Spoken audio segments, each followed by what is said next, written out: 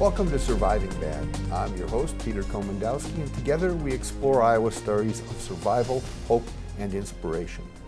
Today we've invited Denise Denton from Iowa State University to talk about how young Iowans are changing the way we look at addiction. There's an old adage, the more things change, the more they stay the same, and that may apply here as the paths to addiction and high-risk behavior have become the new Silk Road that a modern breed of profiteers and predators are using to influence young Iowans. Let's meet Denise and learn more about the new ideas and trends that are driving Iowa youth into the dark world of high-risk behavior. Welcome to the show, Denise. Thank you very much. I know I've exaggerated with this dark world stuff, but let's figure out why you're here, because it's important, the stuff you work on and what we're going to talk about today. Well, you know, I have what I consider the enviable job of working with young people, middle school actually through college age, because I do a lot of public speaking. And one of the things that I see with those young people is that it is very easy to become attracted to high-risk behavior. And there's a reason for that, and it's very evolutionary. They have a brain that's not completely fully developed. Our brains really don't finish developing until we're about 25. And until then, particularly the center of the brain that has to do with survival is attracted to all things sharp and shiny and loud and fast. And you know, part of the tasks of adolescence are rebelliousness and autonomy. And in fact, the brain that we have, even now, has not evolved very much since 50,000 years ago. We're only really as smart as our 50,000th year ago ancestor. And think about what was going on 50,000 years ago. You were just, you know, trying to make your day, staying away from the raptors, surviving at all costs. I'm not that old. Come on. Not quite. But we still operate with that. And so if you were a cave teen, you know, your job was to get out there and chase the raptor and hope he didn't chase you back. If you didn't think you could risk, you'd stay home and you'd starve, and you wouldn't survive to become somebody's ancestor. That's the brain that we actually operate with. And particularly the center of the brain, the limbic system, is very geared towards that. There are several structures within it that make that more likely. The thalamus, which is sort of geared to look at pain and pleasure. It's the part of the brain that says, too sharp, too steep, back away from the edge. You have the hypothalamus that reminds you to eat and to drink and to become somebody's ancestor. It has to do with hormones. So that also keeps us alive. And then you have the hippocampus that helps you remember things, and the amygdala that's all about emotions. It's the thing that puts sort of an emotional value on things, and it also creates emotion when you have an experience. So when you're scared, it adds the goosebumps. You put all those things together holistically, and those things keep us alive, but they are really somewhat in a juxtaposition in that they're trying to help you survive, but you have to risk to do that. And it's not that young people today don't understand risk. They absolutely do, but they calibrate it differently than an adult brain that has had more experience and says, you know, I don't think I really can outrun the raptor or the gun or the car or the drug. We have many of this, you know, risk today, but they're a little bit faster even than that raptor. And so young people have the same kind of existence inside their brain that our ancestors did, but they have some challenges that are even faster than the thing that wanted to make them lunch. Well, it sounds like we have an obsolete brain here. I mean, if we have a brain designed for 50,000 years ago, do it need to be that high-strung to develop as people? Do we have to have that many risk-taking experiences in a world that's essentially a safer world? But in many ways it is not safer, because we do have bullets and fast cars and drugs. And so there are still many risks out there that are just as deadly as your saber-toothed tiger. In fact, more risks than what there were. But again, they understand risk, but they're more likely to take the chance to outrun it, whatever it happens to be. You know, most of our brains believe that we're invincible, even as adults. You know, do we floss every day? Oh, that must mean we're never going to have a cavity. It's not going to happen to me. I don't have to use sunscreen. I'll never get skin cancer, and I'll never get old. That's going to be great.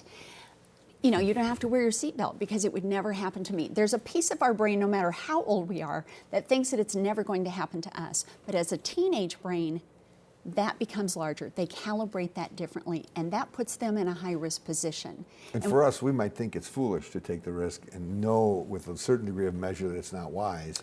Also, the brain at that age has a different bar for excitement, you know, to get us up and out. And so I might be perfectly content to sit home and read a book at night. In fact, I'm very happy to do that. And you say that to a teenager, and they just want to get as far away from you as possible because that is just so boring. And again, that's part of that. You need the excitement to get you up and to get you going. It is born for risk. And again, the brain doesn't really finish developing to that more thoughtful, that more planful, that more well-developed executive branch of the brain that is thinking forward and calibrates that risk a little more realistically. And that puts them in danger. So in the same way that you would not let a 2-year-old run with scissors because that is dangerous, drugs are like a brain running with scissors. Well, we need to look at these risk factors. We need to take a look at what parents and caregivers need to know about how this brain works to see how we interact. Thank you for sharing that, and we'll see you after the break. When we continue the conversation, we're going to get deeper into how the mind works and why high-risk behavior happens. You don't want to miss this. See you after the break.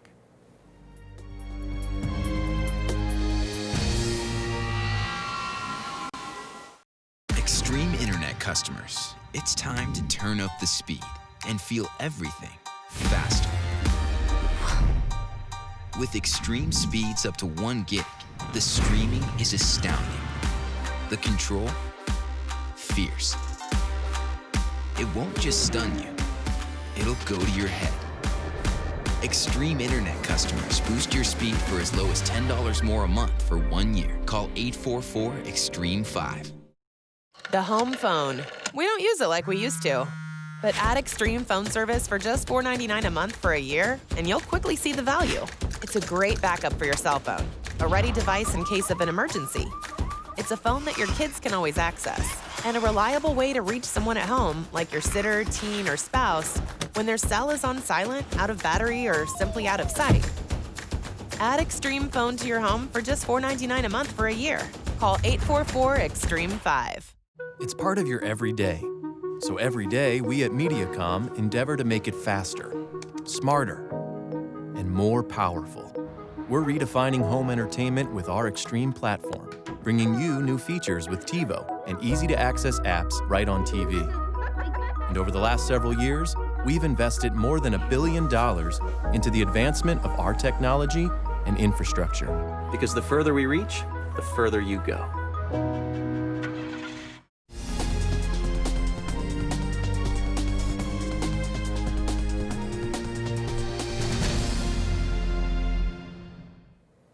Welcome back to Surviving Bad.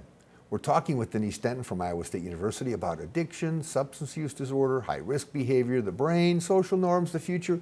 You name it, no topic is off the table as we explore the dark potentials of the world around us and how to manage things better for our children.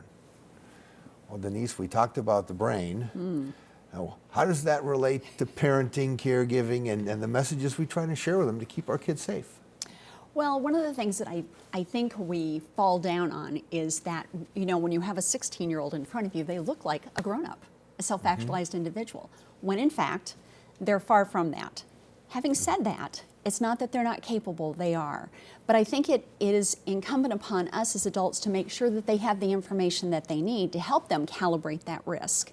And one of the things that I have found in doing many assessments over the years with young people, substance abuse assessments, is that they don't always have that information from their parents. You know, when I was 13, there were a group of neighbors in our neighborhood who were having a barbecue in the backyard. And the grown-ups were sitting around with a beer or a drink. I'd never seen anyone drunk, so this was not a group of people that overindulged. But I was sitting beside my mother and I said, you know, how do you know if you have too much to drink? I mean, because clearly these people were not. So it's like, what do they know that I don't know, which was everything. And she just said, oh, you just know. And I thought, what if I'm the one person who doesn't? You know, I thought I was asking her a question where I could get some information. She thought she was giving me information, but she really hadn't tainted me with anything useful. And we give our children so much information about so many things. There was a young woman in Colorado a few years ago who died her freshman year. Her name was Samantha. And her parents later were videotaped, interviewed about how this could have happened. And they said, Sam was our child that we never thought we'd have a problem with. But before she went to college, we talked to her about everything. Walking home at night and getting rides from people and nutrition, everything that we thought we would help her with. But we didn't think we had to talk to her about alcohol. So she went to college with, I'm sure, some information. Many kids get information about substances in high school, but kids need it from their parents. And the Iowa Youth Survey is very clear in asking questions about where do you get your information, that young people actually want that information from their parents. The research is also very clear that when parents give their child very specific information and very specific disapproval of a specific behavior and an expectation that behavior will be met with a consequence that they will follow through on, they rarely see that behavior. The research is also very clear about young people who are more likely, and there are no absolutes. There are never any absolutes, but there are more likelies and there are less likelies. And young people who live in families where there is no drinking, but nobody ever talks about it, or where there is moderate drinking, but the expectations are very clear about what we do, what we don't do, and why. What are the values around that in those families? Those young people are less likely to have a substance problem themselves. You would never imagine to put your kid on a bicycle without either training wheels or many rules about you stop at the street, you stop at the stop sign, and parents repeat that over and over again. But usually we leave young people with don't do something stupid, do the right thing, don't get into trouble. And from doing assessments with parents as well, I know that usually I say, what did you tell your kids? Well, I just hoped nothing would go wrong. I remember saying to one parent, this is your child. You have to do more than just hope. We have to be very specific, we have to be very concrete about what our expectations are, and when and where, and what the consequences will be. And those need to be very specific. If you ground your youngster till they're 40, you've only, hurt yourself with that, because you really don't want them to live at home until they're 40. So you can't just say you'll be grounded forever. You have to say, if you do this, so, if you do this, you'll be grounded, is rather vague. If you drink before you're 18, if you drink before you're 21, you will be grounded for 2 weeks, you will not have the car, you will not go to prom. You have to be very, very specific. That is only fair, to know what the consequences of your behavior are going to be. But they're living in a world where that's profiled in the media that they observe, the movies that they see. And even in the context of very young children, we've had child psychologists say that when a 4 or 5-year-old opens up a refrigerator and sees beer next to milk, the line between the risk factors disappears. Right. And so if parents are meant to be the sort of purveyors of risk management, and we know it's true, if a child, even without a fully developed brain, understands a risk factor is high, they're less likely to engage in that behavior. But to make parents the ones that have to do that, that seems to be hard. It seems like parents feel they are sort of above that process in this world. Well, I think it is such a threatening concept to parents that anything bad might happen to their child. Parents really don't want to go near that. That has been my experience in doing assessments through a diversion program where you have both young people and parents in the room. It's a very difficult topic. And very oftentimes, too, parents will have said, well, I drank in high school and nothing bad happened. Or my personal favorite are parents who, used marijuana when they were in high school or college, and they say, but nothing bad happened. And I have to point out to them that what they were using in the 70s and even the 80s was maybe about 3% THC, which is what we allow in medications. Whether that's a good idea or not is another debate. But what we're seeing now is a very different drug. It is a much higher rate of THC. And so we have to also provide parents with very concrete information that is factual, but that's very difficult to get through to people. Well, those are great points. When we come back after break, let's look at what parents need in their toolbox to be able to have these conversations with their children. We come back from the break, we'll take a closer look at that line between learning and what parents, caregivers, and educators need to know to deal with the challenge of high-risk behavior. We'll see you after the break. You don't want to miss this.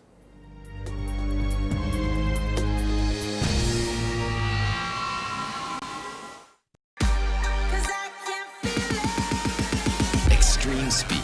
Soar from 60 meg up to 1 gig. Extreme Wi-Fi 360. It's 360 degrees of coverage and a whole new way to Wi-Fi. Extreme power. Streaming so real, you can feel it. Feel it. Extreme reliability, because your life depends on it. Add Extreme Internet for as low as $14.99 a month for 1 year. Call 844-EXTREME-5. The home phone. We don't use it like we used to. But add Extreme phone service for just $4.99 a month for a year, and you'll quickly see the value. It's a great backup for your cell phone, a ready device in case of an emergency. It's a phone that your kids can always access, and a reliable way to reach someone at home, like your sitter, teen, or spouse, when their cell is on silent, out of battery, or simply out of sight. Add Extreme Phone to your home for just $4.99 a month for a year. Call 844-EXTREME-5. New Extreme 1 gig. In your neighborhood and in every neighborhood Mediacom serves. Insanely fast and crazy powerful. This is a fiber-rich network that's light years beyond. It's future-forward speed. With supersonic in-home Wi-Fi, so you can live in live stream, explore virtual worlds, and absolutely rule yours. Go further with Extreme.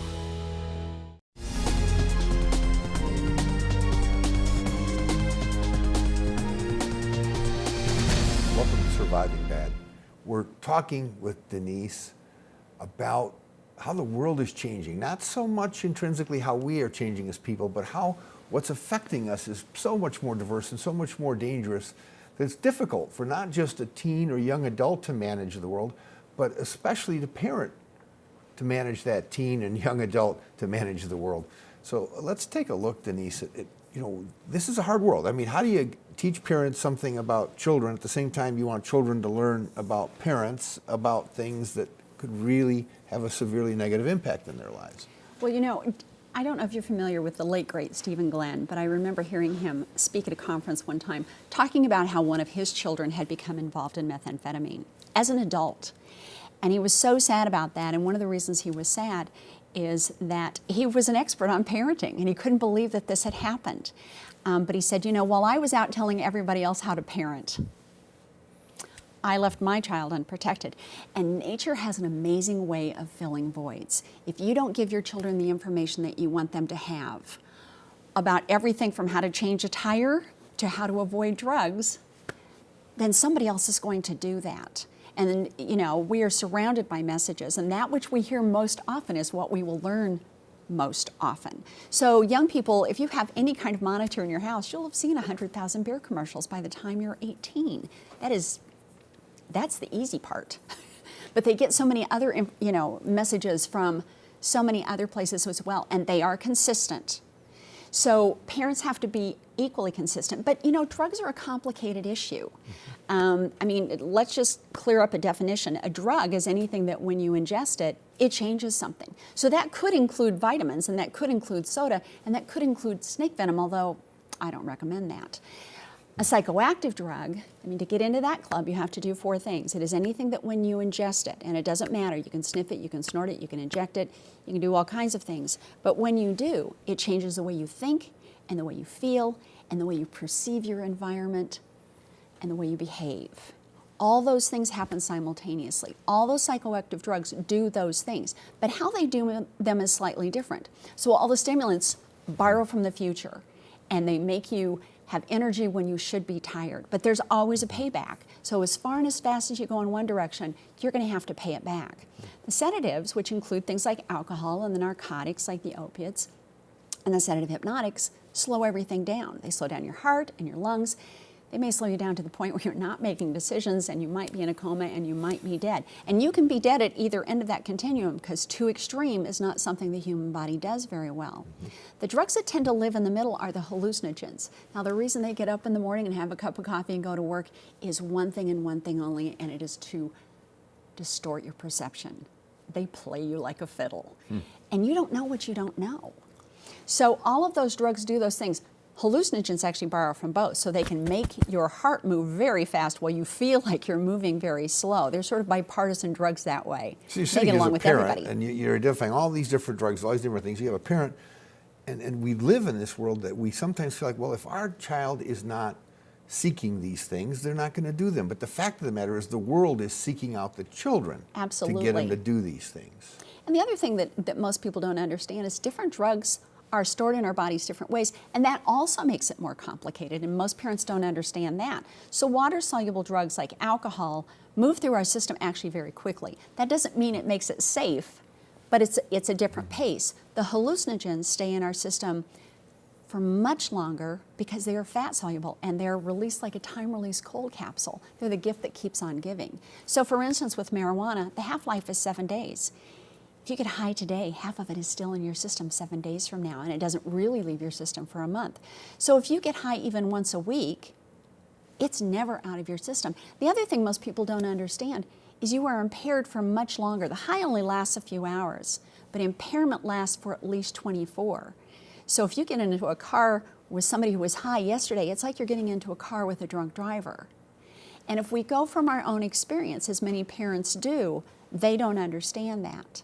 Well, those are all great reasons for parents to really heavily engage in setting up boundaries for their kids to not do drugs. Absolutely, because a youngster is always going to be attracted to that fast and furious and loud and sharp, and it is a parent's job to take those scissors away from the brain and make that more safe. It is a society's obligation to create an environment where those things are all less likely to happen as well, and that's where policy and laws come in. We can take the scissors away with that. That's a great point. And when we come back to the break, I'd like to have you talk about some advice for parents and caregivers to look at this crazy world of drugs and alcohol and tobacco and what they need to do with their kids to keep them from engaging. Okay. After a short break, we'll ask for Denise's final comments and some good advice. You don't want to miss this. Could help you.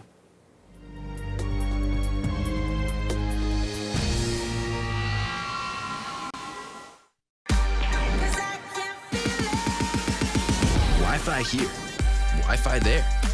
Wi-Fi where you've never Wi-Fi'd before. Wi-Fi beyond walls, beyond boundaries, beyond compare. Wi-Fi like your house is one giant hotspot, the hottest hotspot. Sound extreme? It is. Add Extreme Wi-Fi 360 for $5 a month for 1 year. Call 844-EXTREME-5. It's part of your everyday. So every day, we at Mediacom endeavor to make it faster, smarter, and more powerful. We're redefining home entertainment with our Extreme platform, bringing you new features with TiVo and easy-to-access apps right on TV. And over the last several years, we've invested more than $1 billion into the advancement of our technology and infrastructure. Because the further we reach, the further you go. It's here, new Extreme 1 gig. In your neighborhood and in every neighborhood Mediacom serves. Insanely fast and crazy powerful. This is a fiber-rich network that's light years beyond. It's future-forward speed. With supersonic in-home Wi-Fi, so you can live in live stream, explore virtual worlds, and absolutely rule yours. Go further with Extreme. The home phone. We don't use it like we used to. But add Extreme phone service for just $4.99 a month for a year, and you'll quickly see the value. It's a great backup for your cell phone, a ready device in case of an emergency. It's a phone that your kids can always access, and a reliable way to reach someone at home, like your sitter, teen, or spouse, when their cell is on silent, out of battery, or simply out of sight. Add Extreme phone to your home for just $4.99 a month for a year. Call 844-EXTREME-5.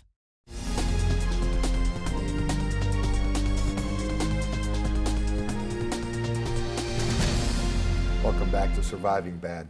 We're tackling a major problem today, substance abuse and youth high-risk behavior. Now, we can't fix the problem with the time we have here, but we can offer some advice that may help you or someone you love. Let's see what that advice is. You know, one of the things that gives me hope, I guess, is the information that we often get from a survey called Monitoring the Future. It's done by the University of Michigan every year, and it's sponsored by the National Institute of Drug Abuse. They survey gazillions of high schoolers every year. And they look at several things. They look at that young person's perception of harm. In other words, how likely is it that that young person believes that a specific behavior, alcohol, marijuana, any other substance, is going to be harmful for them. Okay, and that's a pretty high bar because the adolescent brain doesn't think that much can hurt it. They also look at disapproval. How likely is it that their friends would disapprove or their parents would disapprove? They also look at their actual use, and they look at perception of availability. And what they found is that every time perception of harm goes up, when those people genuinely believe that it can hurt them, use always goes down. When disapproval goes up, use always goes down, despite availability. And availability is not nothing, because it is a crime of opportunity. So that's where policy comes in, where, you know, if we have less access, if young people have less ability to get their hands on it, that is something. But for a parent, if you disapprove of an action and you make it patently clear, Yes. surveys show that the children will have less engagement with those dangerous activities. Right. But if the perception of harm is low, use always goes up, and that's why we call it monitoring the future, because we can absolutely predict. And one of the things that we know is with the legalization of, say, marijuana, the perception of harm has gone down considerably, because to make something legal implies that it must be safe and effective. And we know alcohol can be legal, but it's not It's still very a safe. psychoactive drug. Right. Absolutely.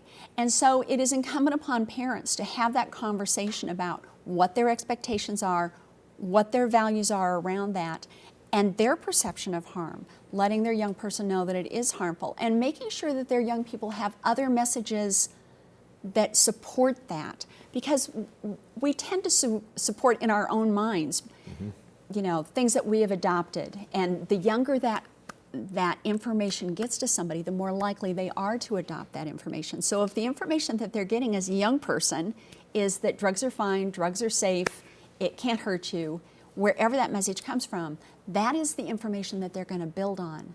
But if they're getting that from a very young age, that it is not helpful for them, and they get it from somebody that they trust and they respect, then it is less likely that they're going to So a use message it. like say no and stay away from a parent is very It's a powerful. good thing.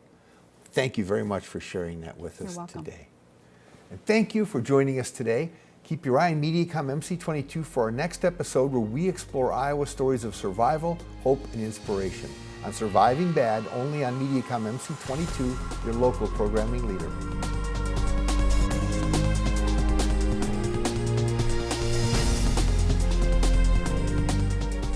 If you or someone you care about are looking for help with treatment or recovery, there is help out there.